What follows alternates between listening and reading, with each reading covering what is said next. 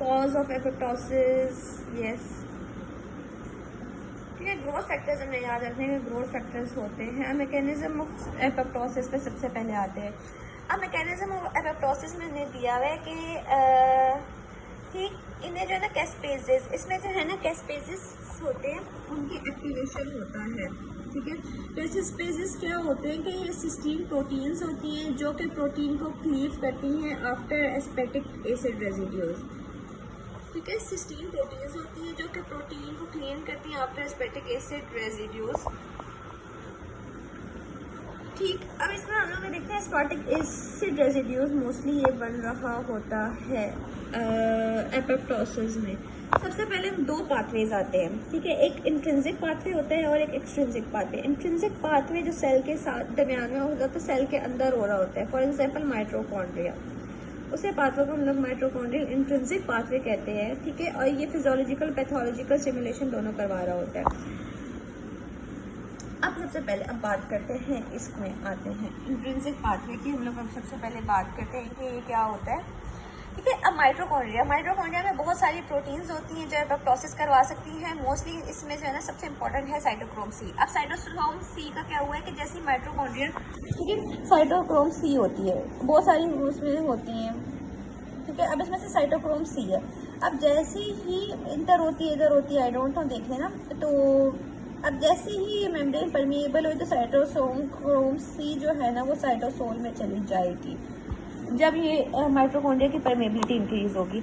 अब देखो, अभी माइटोकॉन्ड्रिया की परमेबिलिटी की बात करते हैं, तो माइटोकॉन्ड्रिया को जो है ना काम करवाने पे जो है ना हमने देखा था सिग्नल्स होते हैं, ग्रोथ सिग्नल्स होते हैं, ग्रोथ फैक्टर्स होते हैं और अदर स्टिमुलाई होते हैं जो माइटोकॉन्ड्रिया होते हैं, बाकी सेल को कह रहे होते हैं कि तुम सही से काम करो। अब जैसे ये रिमूव हुए, ठीक है, और इसके साथ साथ अब ये जो ग्रोथ सिग्नल्स है ना, कुछ सिग्नल्स आ रहे हैं, तो वो एंटी एपोप्टोटिक प्रोटीन्स को एक्टिवेट करेंगे। हमने देखा था एंटी एपोप्टोटिक प्रोटीन्स, हमने देखा था क्लोज एपोप्टोसिस वाली थी, CL वाली, सारी BCL वाली हो गई और BCL2 हो गई, BCLXL हो गई, BCL2 हो गई, BCLX2XL हो गई।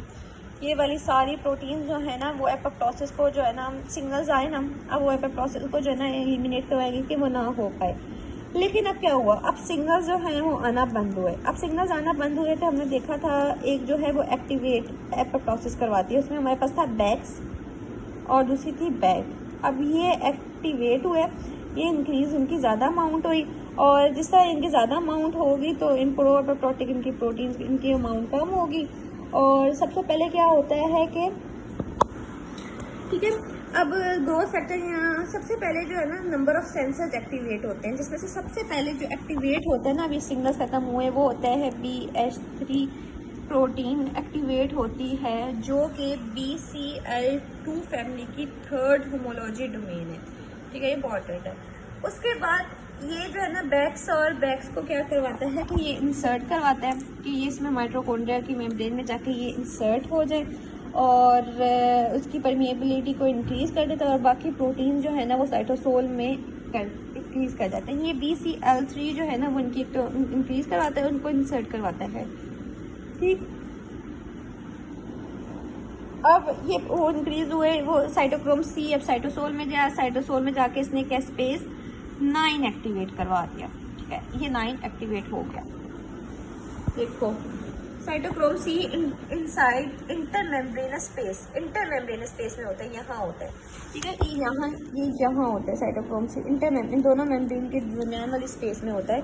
ठीक है, ये हमें नजर आ रहे हैं, ये वाली साइड पे इंटरमेम्ब्रेनस स्पेस में होता है। ठीक है, अब क्या हुआ है कि बैक्स और बैक डीमिनराइज्ड टू फॉर्म चैनल, और जो चैनल कैसे बन रहे हैं कि ग्रोथ फैक्टर विड्रॉवल हुए, उसके बाद BCL ओनली प्रोटीन्स वो एक्टिवेट हुई हैं, वो एक्टिवेट करेंगी बैक्स और बैक होके वो जाके जो है ना B2 फैमिली फैक्टर्स हैं, ये तो ये जाके इंसर्ट हो जाएंगे इसमें और